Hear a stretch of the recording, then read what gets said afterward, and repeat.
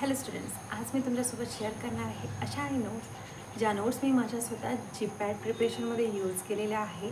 आणि ह्या नोट्स तुम्हाला फक्त जीपॅटसाठीच नव्हे तर सेमिस्टरसाठीच नव्हे तर इंटरव्ह्यूच्या प्रिपरेशनसाठी सुद्धा यूज होणार आहे. हा नोट्स तुम्हाला आत्ताच नव्हे तर लाईफ टाईमसाठी उपयोगी राहणार आहे. तुम्ही म्हणाल अशा नोट्स कुठल्या आहेत? तर नोट्सचा विषय आहे ज्युरिस्प्रुडम.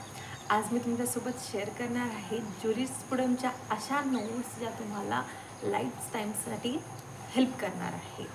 तर जाणून घेऊया नेमका नोट्स आहे कुठल्या. स्टुडंट्स, नोट्स आहे शेड्यूलबद्दल.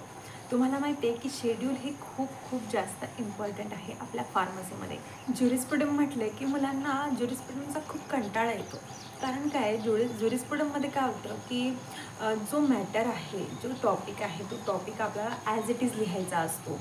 अदर थेरॉटिकल सब्जेक्टमध्ये काय होतं की कुठलं तरी मॅटर आपण कधीतरी कमी करतो किंवा काहीतरी मॅटर आपण ॲड करतो एक्झाममध्ये लिहित असताना. बट ज्युरिस्प्रुडमच्या सब्जेक्टमध्ये काय होतं की आपल्याला जो पॉईंट आहे, जो इयर आहे, तो ॲज इट इज लिहायचा असतो.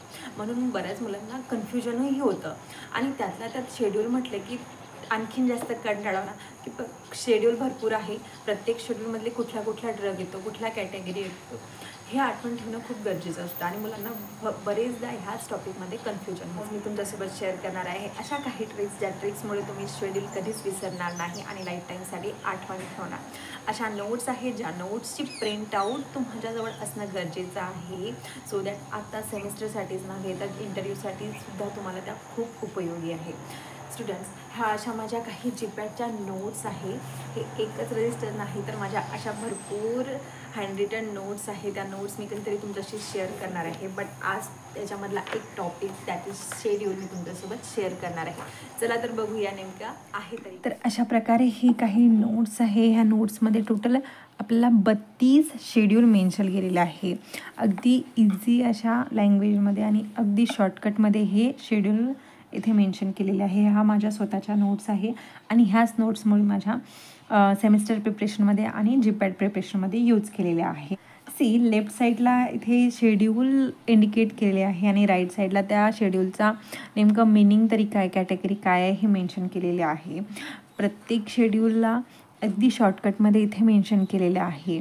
आणि काही आमचे असे शॉर्टकट्स आहे, काही अशा ट्रिक्स आहे ज्या ट्रिक्समुळे आम्ही हे शेड्यूल लर्न केलेले आहे.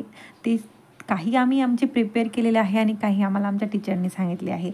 तर मी आज तुम्हाला त्या प्रत्येक ट्रिक शेअर करणार आहे. चला तर बघूया आजचे नेमके शेड्यूल म्हणतात तरी काय. एका प्रॉपर ऑर्डरमध्ये हे शेड्यूल लिहून घ्यायचे. म्हणजे प्रॉपर ऑर्डर म्हणजे नेमकं कसे, तर आपले ABCDचे जे ऑर्डर आहे एपासून झेडपर्यंत, त्या ऑर्डरनी हे शेड्यूल लिहिलेले आहे. First AB, then C, then F, then DEGH, अशा प्रकारे हे शेड्यूल आधी लिहून घेतलेले आहे. आणि त्याच्यानंतर त्याचा जे मिनिंग आहे, ते मिनिंग म्हणजेच काय तर त्या शेड्यूलमध्ये कुठले कॅटेगरी येतात ते लिहिलेले आहे. स्टुडंट, फर्स्ट शेड्यूल इथे मेन्शन केलेला आहे, तो आहे शेड्यूल ए शेड्यूलमध्ये काय येतं तर अप्लिकेशन फॉर लायसन्स आणि इश्यूज याच्यामध्ये मेन्शन केले जातात. देन शेड्यूल बीमध्ये काय तर बिल्स आणि डेट्स, कशाचे तर बायोलॉजिकल प्रोडक्ट्सचे. देन शेड्यूल सीमध्ये काय येतं तर सी हे 2 पार्टमध्ये डिवाइड आहे. फर्स्ट आहे C आणि सेकंड वन आहे C1. सीमध्ये येतं list of biological and special product, but C1मध्ये काय येतं तर list of special product only. Then X हा आपण इथे लास्टलाही मेन्शन करू शकतो, बट इथे मी आधी मेन्शन केलेलं आहे. एक्समध्ये काय येतं तर list of drug which are govern by special product. Then आहे एफ जो आहे याचे काही सब पार्ट्स आहेत. जसं F आणि F1मध्ये काय होतं तर provision for biological and special product. F2मध्ये काय येतं तर F2मध्ये स्टँडर्ड फॉर सर्जिकल ड्रेसिंग. आता सर्जिकल ड्रेसिंग आहे म्हणजे आता आम्ही आमच्या लँग्वेजमध्ये काय केलं होतं की सर्जिकल ड्रेसिंग म्हणजे काय, म्हणजे कुठली इंज्युरी झाली किंवा ॲक्सिडेंट झाला तर त्या कॅटेगरीमध्ये येणाऱ्या ड्रग्ससाठी हा शेड्यूल येतो.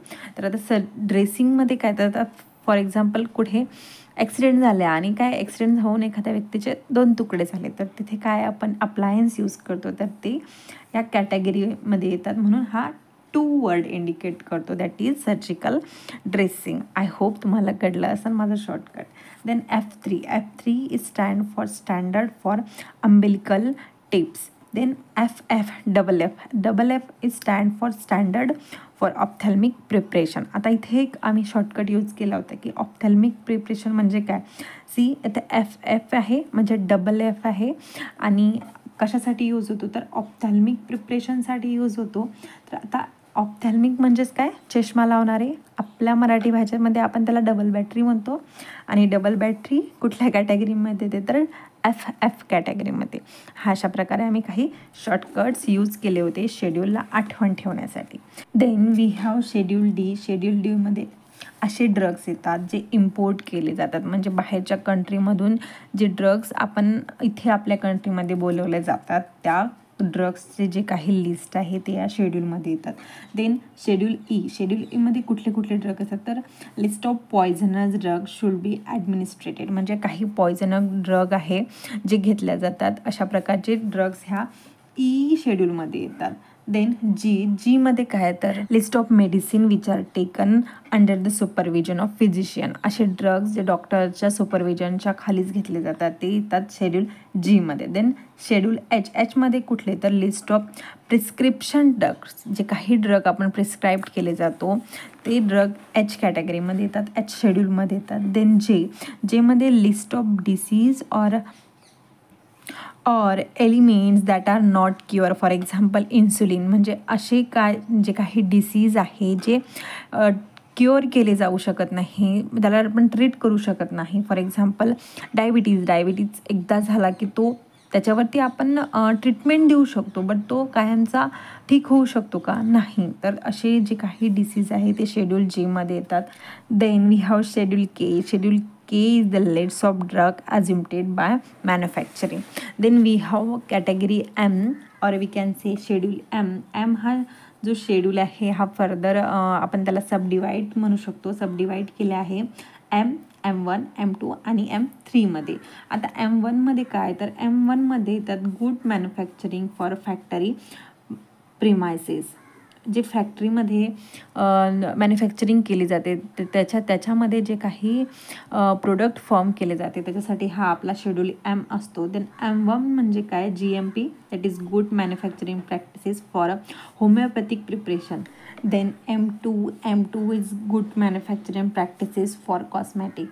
आता इथे बघा जो M2 आहे, M2 कशासाठी आहे तर GMP फॉर कॉस्मॅटिक म्हणजे काय, आता जनरली गर्ल्स मेकअप करताना पहिले प्रायमर लावतात, देन फाउंडेशन जे काही कॉम्पॅक्ट पावडर ते लावतात, म्हणजेच काय लेअरवरती लेअर लावतात. म्हणून आम्ही आमच्या शॉर्टकटमधून म्हणजे आठवण ठेवायसाठी एक शॉर्टकट बनवला होता, म्हणजे 2 म्हणजेच काय तर 2 लेअर, आणि लेअर कशासाठी लावतो तर कॉस्मॅटिक, म्हणजे कशाची लावतो तर कॉस्मॅटिकची, म्हणून M2 इज फॉर कॉस्मॅटिक. जसा इथे आपला F2 होता म्हणजे 2 तुकडे, इथे M2 म्हणजेच काय तर कॉस्मॅटिक.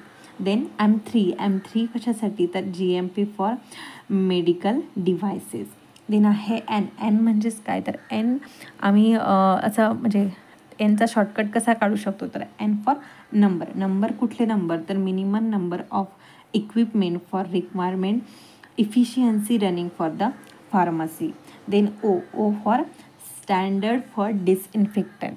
आता डिसइन्फेक्टंटसाठी आपण हा ओ करतो, म्हणजेच जे काही जर्म्स आहे हे आपल्याला 0 असायला पाहिजे आणि 0वरून हा O आणि ओवरून स्टँडर्ड फॉर डिसइन्फेक्टंट असा आपण शॉर्टकट आठवण ठेवू शकतो. देन P फॉर पिरियड कशाचा तर life period of drugs. Then schedule Q कशासाठी आहे तर it is a list for coal tar that is dye which are permitted to be use. म्हणजे असे जे काही परमिशन मिळालेले जे काही डायज आहे, कोल्टार्स आहे ते या शेड्यूल्समध्ये येतात. Then are for the standard for mechanical contraceptives. Then एसचा हा जो शेड्यूल आहे it's for the standard for the cosmetic. आता हा पण कॉस्मॅटिकसाठी आहे आणि M2 पण कॉस्मॅटिकसाठी आहे, बट हा स्टँडर्ड्स आहे कॉस्मॅटिकसाठी म्हणजे सुंदरतासाठी दॅट इज ॲज, आणि हा जो M2 आहे M2 काय गुड मॅन्युफॅक्चरिंग प्रॅक्टिसेस आहे. Then T is the factory premises for Ayurvedic, Unani and Siddha medicine. Then we have schedule यूचे पण 2 क्लासेस आहे. फर्स्ट आहे U and second one is U1. आता U आणि U1 मध्ये येतं तर काय, तर U मध्ये असे ड्रग्स आहे ज्याच्या मॅन्युफॅक्चरिंगसाठी लागलेले रॉ मटेरियल जे काही रिक्वायरमेंट्स आहे त्या कॅटेगरीमध्ये येतं, म्हणजे किंवा U शेड्यूलमध्ये येतं. आणि U1 मध्ये काय, तर जे काही रिक्वायरमेंट आहे किंवा एखाद्या कॉस्मॅटिक्सचं मॅन्युफॅक्चरिंग आहे तर त्याच्यामध्ये U1 येतं. म्हणजे यूसाठी नुसतं ड्रग्सच्याबद्दल जे मॅन्युफॅक्चरिंग होतं त्याची रिक्वायरमेंट, आणि U1साठी काय तर कॉस्मॅटिकच्या मॅन्युफॅक्चरिंगसाठी requirement. Then we schedule standard for patent. Then we have schedule W. W is the list of generic medicine. Then last schedule आहे आपला schedule Y. Y मध्ये काय येतं, तर requirements guideline for clinical trial and clinical practices governed by physician. This is all our 32 schedules. I hope तुम्हाला schedule clear आहे, कारण schedule आपल्याला माहिती आहे ॲज इट इज आपल्याला लक्षात ठेवायचे असतात. जे ज्युरिस्प्रुडन्स सब्जेक्टच आपला तो आहे की त्याच्यामध्ये आपण कुठल्याही प्रकारचं अल्टरेशन करू शकत नाही. जे तुम्हाला हवी असणार तर मी माझ्या नोट्सची PDF आपल्या टेलिग्राम चॅनलवरती शेअर करते. तुम्ही तुमच्या लँग्वेजमध्ये नोट्स प्रिपेअर करू शकता आणि तुम्ही त्यात आठवण ठेवू शकता, लर्न करू शकता. व्हिडिओ जर हेल्पफुल वाटत असणार तर लाईक करायला विसरू नका आणि कमेंट करून मला नक्कीच कळवा. थँक्यू.